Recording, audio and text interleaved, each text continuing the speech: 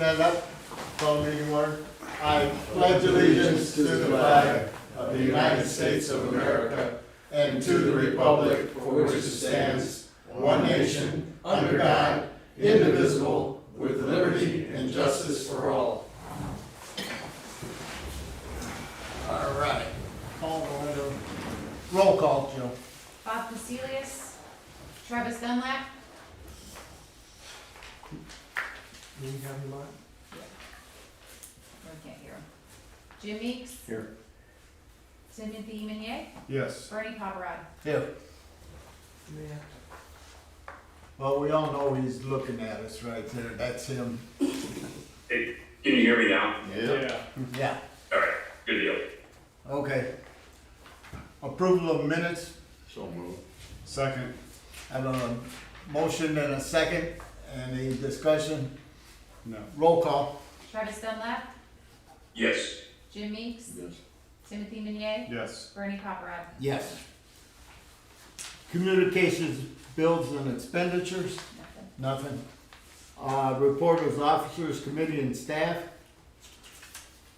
Blake? Nothing. Nothing, nothing, nothing. Travis? Nothing? Okay. I need to make a motion to change the agenda order. We'll get CIT out of here. I don't think you need to make a motion, you're running the meeting, you can move stuff Okay, around. we're gonna move it around. You guys are up first, so you can get out of here. We appreciate that. And we'll go, okay? Let's Go hear ahead, what you Bernie. got. Yep. Okay, I'm Greg Babcock. I'm here tonight with Carl Herzog, who's the president of CIT Trucking. I believe your proof of publication, posting, and certified mailings are in order. Is that okay? Yes. All right? And so when we get started tonight, after our prelim, we submitted our findings amended. If you notice, there's two conditions that we wanted to address. Some of the concerns that the board has expressed in terms of our new freestanding sign and the old Campland sign coming down. That's one in there. And the other one was, excuse me, that particular sign that we show in your packet is going to be static. It's not going to scroll or change in any way, shape, or form. So we're here this evening then on our request for two variances. Total square footage on the whole site, and then our freestanding sign, looking also for a variance for the square footage for the freestanding sign. If you guys remember back in 2021, we were here in front of all of you to get a use variance to let CIT Trucking build the new facility that we have there off of Lions Drive. They sell, service, and repair tractors for a dealership for Kenworth. If you look at one of those signs, it's a logo sign on that wall. That's the Kenworth logo. Their logo, CIT Trucks, is on the other side. And again, they're in your packet from that perspective there. That building's about 50,000 square feet. Remember, the site's about 14 acres, not all usable. You'll notice that that building sits a little closer to 94 than you might expect to 20.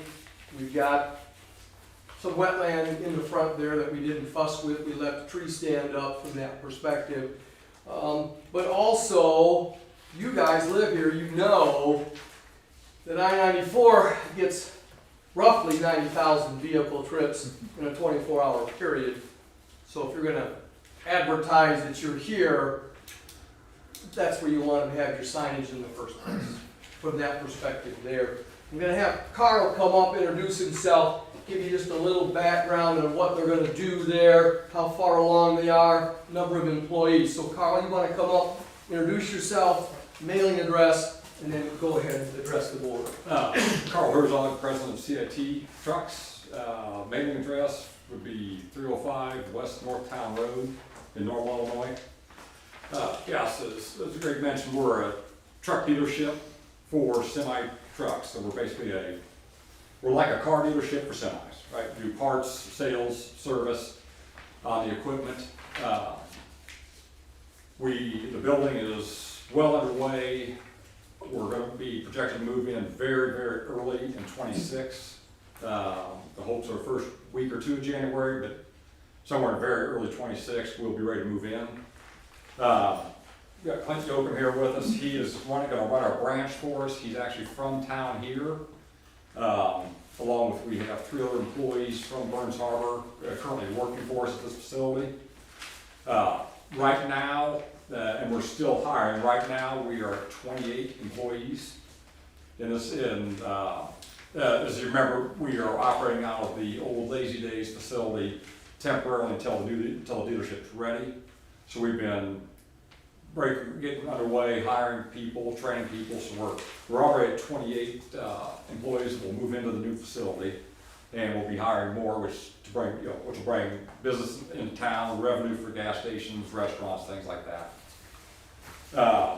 The signage we're looking for, we have the pylon or pole sign that would be up by 94 that has the word Kenworth, the full word.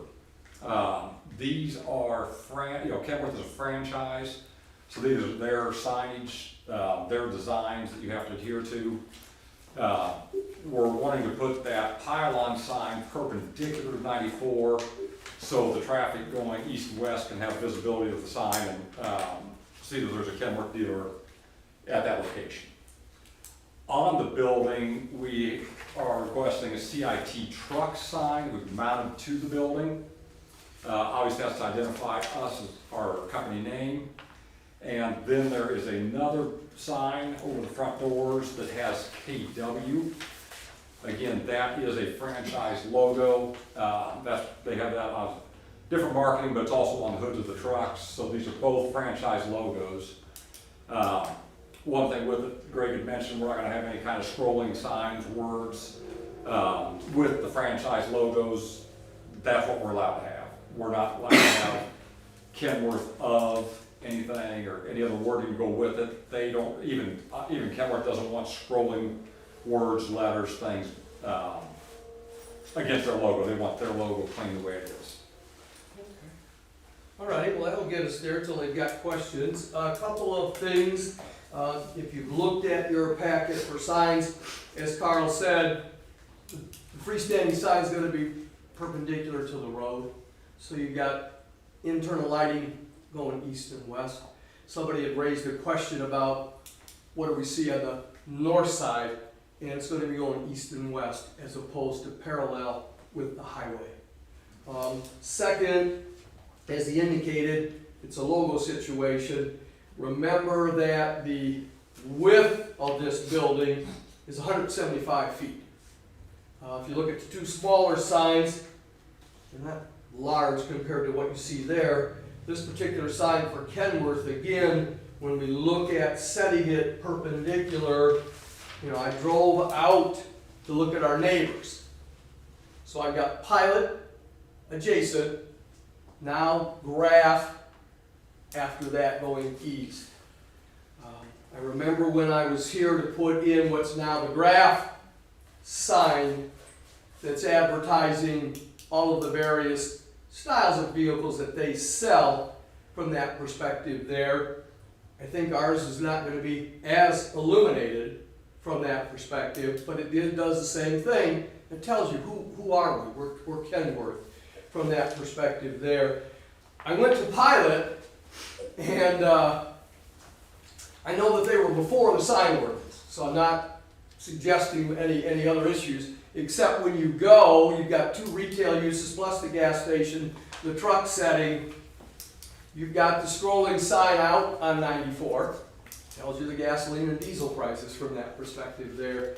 I don't find that this amount of signage is anywhere close to what you're used to at Pilot. It's not going to emit the style of lighting that they have from that perspective there. So again, when I'm balancing in the neighborhood, how do we affect our neighbors?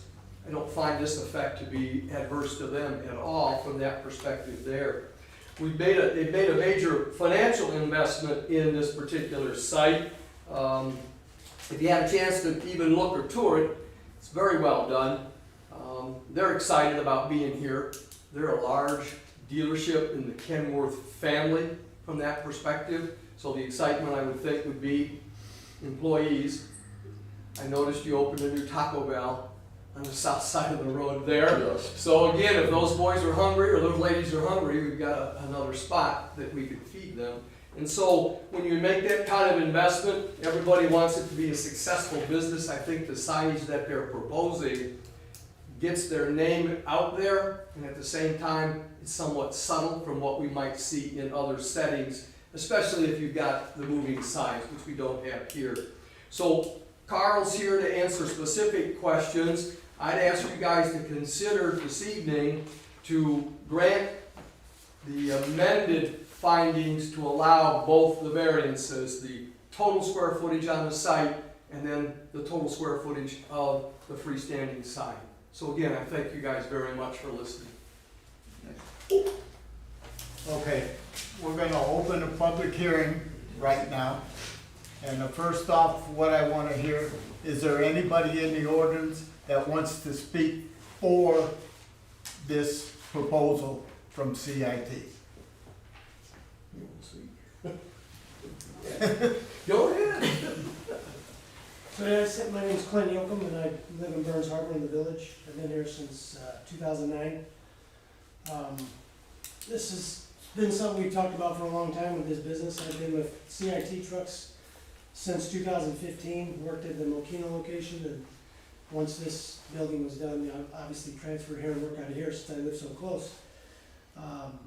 This, as far as the signs go, it's gonna give us, like he said, very good visibility for customers, so we can, you know, hire more employees, have more people to, you know, from the town. Like you said, we have 4 people currently who live in Burns Harbor that work for CIT. And I see that number growing in maybe Chesterton, Portage, other areas around here. So I just think it's good for everybody. And that's all I got. Thanks. Thank you. Anybody else for this proposal? Okay, we're gonna close that part of it down. Now, anybody here want to speak against this proposal? One more time, anybody want to speak against it? Hearing none, we'll close that part of it down. Now, we're gonna have our discussion between us and everything here, and we'll go from there. Jim? Tim? I think they covered all the points that we requested last time, and I don't have a problem with it. I don't have any more questions. Yeah, the amended paperwork is exactly what we discussed, so I have no issue either. We went in a big, Travis, you have anything? The only thing that I have is, I think, in the preliminary hearing, we talked about a not to exceed, like in regards to the new pylon going up versus the one coming down on the adjacent property of the repair facility. Travis, if I could, inside the findings, we had a 60-day condition that once the new sign went up, they'll take the old campland sign down. And that's inside, Yes. that's inside the conditions. Okay, perfect. That's exactly what I had noted, so thank you. Sure. Okay, what we did do is, we discussed last month, instead of having one sign for one building, one sign for the other building, we had them move it down, or ask them if it would be okay for them to move it down a little bit and have one building for both, one sign for both buildings, to eliminate one sign out there, and I think it, works good for everybody else as long as they're happy. I think one less sign on 94 is great with me. And then the only other thing about, did we do anything about the door signs? The numbers on the door? Well, when they submitted their application to the building commissioner, they're not counting the digits as signage. Uh-huh. You know what I'm saying? In other words, it's door 15, door 16. It doesn't advertise or say Kenworth, Kenworth, Kenworth, Kenworth. It's just basic numbers. Well, I think, The directional. yes, Yeah. my deal was they had to be on there anyhow. Yes, Because so how do you, if the fire or if an ambulance or if Right. someone else has to come, how do you say, well, you gotta count down 11 doors to go? No, go and there. they submitted those Yes. material to Yes. Joe, and again, So we're all they good. didn't feel that it was what we're talking about, which is a form of signage that's trying to advertise, let's say, for instance. It's Okay. an identification, Bernie. Okay, and if there is any other people from across 94, we did work with them a lot about, we know we had problems before with the lights shining across, and we worked with them, and we got And- that. And if I could say, Carl would be happy to tell you, when they find those lights, some weren't working, some were pointing directly out. They're designed to be a security format where the lights shine down on the product so that people are less likely to fuss with your product at night. So again, they've already addressed those issues on those lights that you find in the old campland parking area. Okay, that's what we've had people asking us about lighting there. Okay, I'm pretty much done. I think everybody else is pretty much done with what we got. We'll close the public hearing now. And if somebody wants to make a motion, We'll make a motion that we approve both variances on the amended variance request. I'll second that. all right, I have a motion and a second. Any discussion, any more discussion? I think we discussed it pretty much. Travis? Everything good? No discussion from me, Bernie. Okay, and then we'll go ahead and Joe will have a roll call. Jim Meeks, Yes. Timothy Meunier, Yes. Travis Dunlap, Yes. Bernie Paparad. Yes. Well, thank you guys very much, and I know Okay. they appreciate and they're happy to be here, Well- and as you yelled at me many times before, they're physically here now, Yes. after we Yes. started in 21. Well, thank you guys for coming to Burns Harbor, Thank you. and we're willing to work with you guys, and let's get some more people hired from the surrounding community. Okay? Looking forward to it. Okay, thank you. Thank you. With, Thanks. real quick, Yes. with regards to the proposed findings, you guys need to sign it, Travis, if sometime you can come in and sign this, so we can have this. Yeah, they Okay. give me a set, Clay, when you guys got it all signed. Okay, Joe can then. Yeah, Jill give me a set when we got it done, okay. All right, well, thanks again, guys, we really do appreciate it. Okay. Is this the original, Jill? I have them right here. She can have you Okay. guys sign when we're all Okay. done, I just want Okay. Travis to know that we need to get. I'll have you sign this. Okay, okay. All right. Well, we're done with that. All right, we're gonna have a preliminary hearing from Cleveland Cliffs. Is anybody here from Cleveland Cliffs? I need for you to stand up. There's two of us. Okay, So I'm Mark Epler, I'm the plant manager for Burns Harbor Cleveland Cliffs. And Ray and Trackus is also. okay. Did you get that, Joe? Yeah, I have emails with them. Thank you, Joe, for all your help. Yes. Talk to one another already. Okay. Yes. All right, so this is very uncommon for me, so if you got a question, let me know. So we're seeking two variances, both are pertaining to the container ordinance. One is for, I think it's 15-3-6. This is an ordinance to inspect storage containers on property. We're seeking to get a variance from having that inspection done on property. And then we're also seeking to limit the total number of containers that we pay a fee on by 200 containers over a year. Thank you. Do you want it to 200 containers or, Limited to 200 containers is what we pay on an annual basis. Fees. okay, So you wanna pay for 200, but you can have 1,000 of them out there, is that what you're saying? Well, I am saying that we would pay for 200, we would never have 1,000. Currently have, I'm just throwing out a Yeah, number. I You understand. wanna pay for 200, but you want in excess of that out there. it could ebb and flow either way. We currently have 213. It does go up, it does go down based on projects and number of contractors that we have on site. And that number actually varies from month to month. Now, if I remember correctly, and I'm not gonna spout a number off because I can't remember exactly what it was, but your quarterly report came out just recently, and God, you guys made a few bucks out there. So I'm not sure why you need a variance on paying for containers. It's not like you're going broke out there. I'm not sure what you read, but that same report showed a net loss of $300 million for the third quarter, and it shows almost $876 million loss year to date. So maybe you're looking at something else, maybe you're looking at EBITDA, but we are not making a fair buck, just to be straight. Okay. Those numbers are in our financials. You're not losing that kind of money either. If you were, you'd be closing the gate, so. You can We don't- look at the financials. I would never give you information that was not. Well, I'm not saying you're not writing those numbers down, that you're losing that money, and you are, at some point, you are losing that money. But you're not actually losing that money, otherwise you'd be closing the gates out there. My question, I do have a question out here, though, this is important here. You wanna waive the inspection, why exactly do you wanna do that? I think we already have plenty of inspections that take place. We're already regulated by OSHA. OSHA comes in, does their own inspections.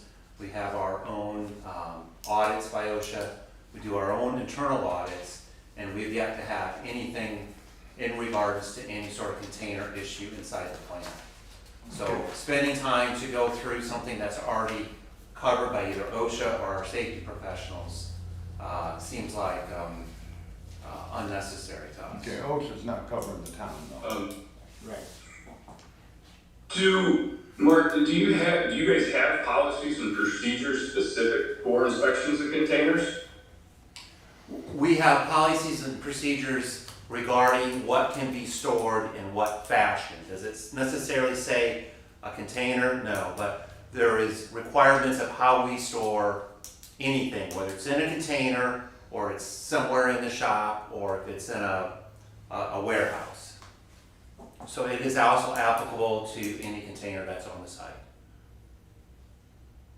Well, let me ask a question. This goes to Joe. I'm kind of curious. When we're talking an inspection that the town would run, how long per container does it take to do one of these inspections? I mean, we're talking something intrusive, or 5 minutes, a half hour? No, it doesn't take very long, and I did the inspections for KLLM, Yeah. all 200 containers in a day. Yeah. Okay, if you were hypothetically to go out here with these containers, how long would that take? That would possibly take longer because it's more spread out. The mill has a lot of different areas, that their containers are in different areas throughout. So it would take somebody to probably escort me through the mill and to do those inspections. So it would be more time consuming to do that, for sure. And I would point out, they have in their application, and they reference Plan Commission meeting minutes from August of 2020, and they say the difficulty enforcing this ordinance on unique property like CCDH was recognized by the Plan Commission. And at that August 2020 commission meeting, it was stated that, quote, enforcement of the property, on the property may be difficult. I mean, I think we'd have to go back and look at the entirety of those minutes. I think that was probably said because it would be difficult because getting access and the fact that they're spread out, not in one kind of central location like a KLLM. So I think that's why it would be difficult, not because, difficult on the town to get access, not necessarily difficult for them. Did you mention that date, Clay, is 2020? August 3rd, That- 2020. Wasn't that prior to the shipping container ordinance being adopted? Wasn't that, I'd have to go back and. I believe that was I think- 2021. Sure it was, it was the start. Well, how many inspections do you do a year typically for this? Is there a set that you do, or is it once a year? How It's just often? once a year. So you're talking basically one day then, okay? I just wanna make sure I understand what the circumstances are, so, okay. So the containers are spread out over 3,300 acres. A lot of them are in primary, A lot of them are in areas that require full PPE, hard hat, actually even what we call Carbonex, which is undergarments that you go on. So these all aren't, they're not in a parking lot, not all of them. Some of them are, but they are definitely spread out. They're not visible from the road. They're well away from the road. They're well deep embedded in the process.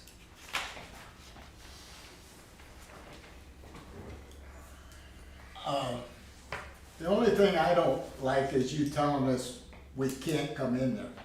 And if you read 15.3.2, it says, as outlined by Indiana Building Code, upon representation of proper credentials, the building commissioner or any authorized representative may enter at reasonable time by building structures or premises in the town of Burns Harbor.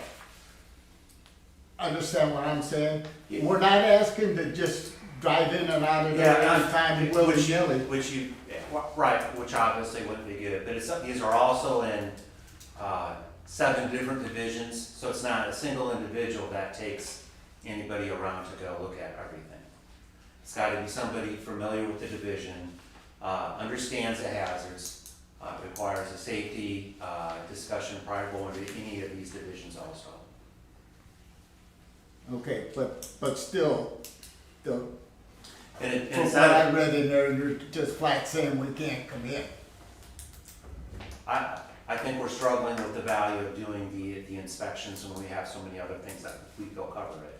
You know, several years ago, your predecessor, who you bought the milk from, woke up one day and he went out there and went, oh my God, look, there's a big pile of stuff that's not supposed to be here. And they went, oops, how'd that get here? So you know what? The idea of the town of Burns Harbor not coming out to that mill to do inspection, in my opinion, is zero. There is no way you're gonna stop us from coming out there and do the inspections that the building commissioner thinks are required to be done, period. Also to relay, a little bit of clarity with that, I've been in every mill here. I've gotten clearance and worked in nuclear power plants, BP Whiting Refinery, both NIPSCO power plants. As a journeyman union carpenter, I am OSHA 30 certified, so I'm very well aware and adept of all the safety hazards. And I still have my metatarsals, hard hat, and all my PPE. Well, and let me throw something out. This is kind of where I'm going with it. My concern is the liability with this, because say something happens out there, they sue the mill, whatever happens out there, something that they say is intentional, it's outside of work comp. And they have a list of defendants, and they throw this town in here simply because we didn't do an inspection out there. We're part and parcel of having to defend this coming up, saying that you didn't do the inspections. Had you been out there, you would have caught something. Yep. And that's one of my But I concerns. think we've asked for a variance, and that variance has been made public, correct? Well, what concern? That doesn't keep someone from doing that. Yeah, but you So- see what I'm Yeah. saying though, if you have a lawsuit with that, I'm just looking at a way to prevent that from happening. Because I deal with suits every single day, and that's my concern, are they just gonna tack us on for something that happens out there? I mean, am I completely off base here? No, you're not. Because they'll come after us saying that, well, we're gonna add you, it's an extra pot of money. We have ordinance in this town that every business, every residence has to follow. Cleveland Cliffs isn't gonna be any different, Okay, again, in my opinion. okay. You have anything? I mean, I think you touched on certainly the high points. I'm sure there's some stuff in the weeds that we're not thinking of at the moment. Okay. Ms. Joe,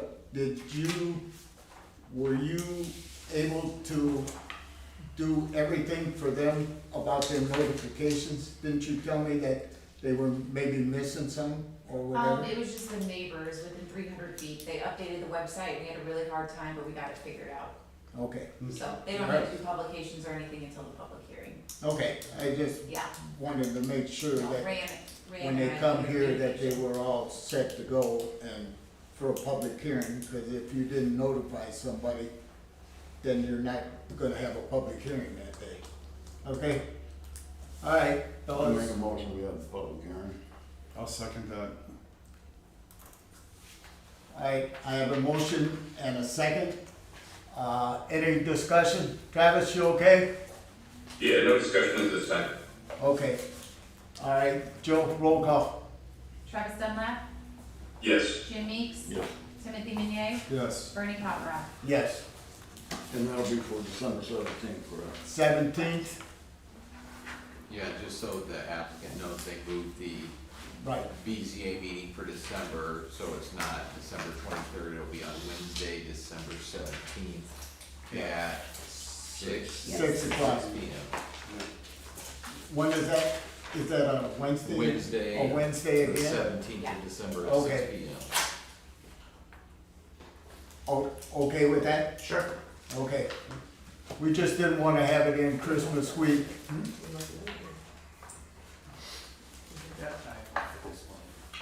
Okay. We just didn't want to have it in on Christmas week. That I maybe, appreciate that. maybe somebody can't make it. Yeah, I won't be here that week for once, but yes. Okay. All right, thank you. Thank you. All right, let's go here. Where's mine? Anything else good in the order? Anything, guys? Nothing? Not that I can think of, no, Bernie. Okay, all right. Well, the announcement would be that the meeting is on a different night, and, we'll go from there. And, we'll see you all that night, okay? All right, Move that we adjourn. a motion and a second, discussion, roll call. Travis Dunlap, Yes. Jim Meeks, Yes. Timothy Meunier, Yes. Bernie Cottrell. Yes. Okay, thank you, guys.